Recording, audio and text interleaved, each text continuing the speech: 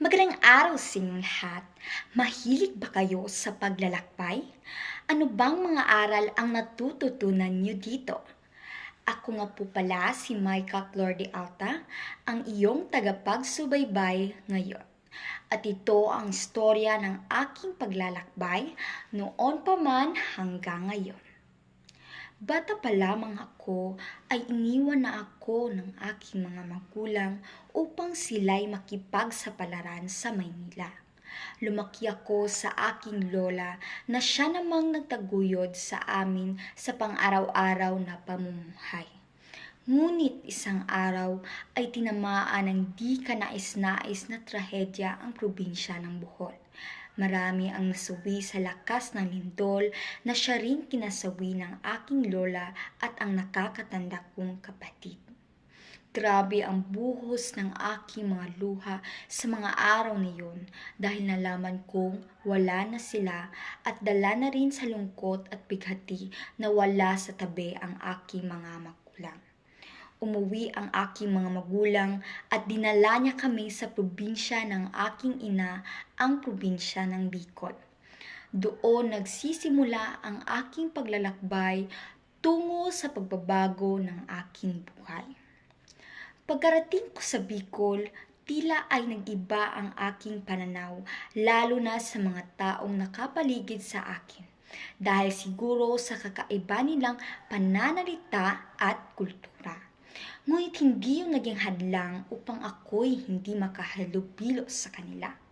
Doon ay pinagpatuloy ko ang aking pag-aaral, samantalang ang aking mga magulang ay nagtatrabaho sa Maynila.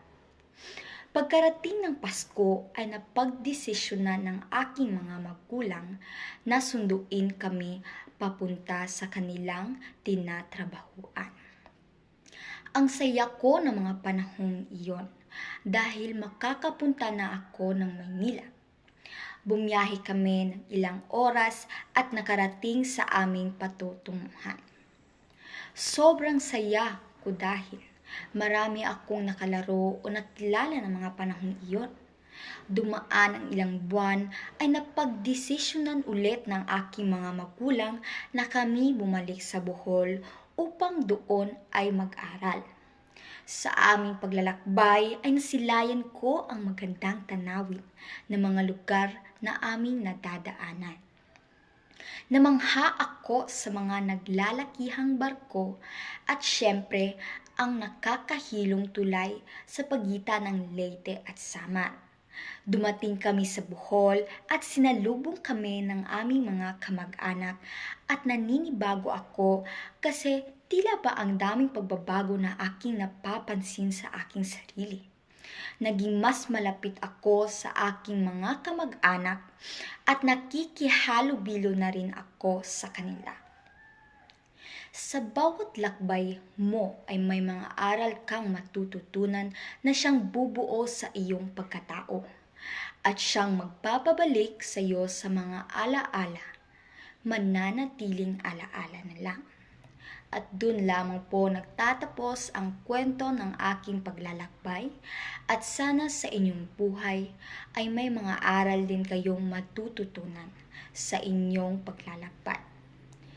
At ito po ang napaka-importante dahil ito ay nagbubuo sa iyong sarili at ito ang pwede mong balik-balikan at yun lamang po. Maraming salamat.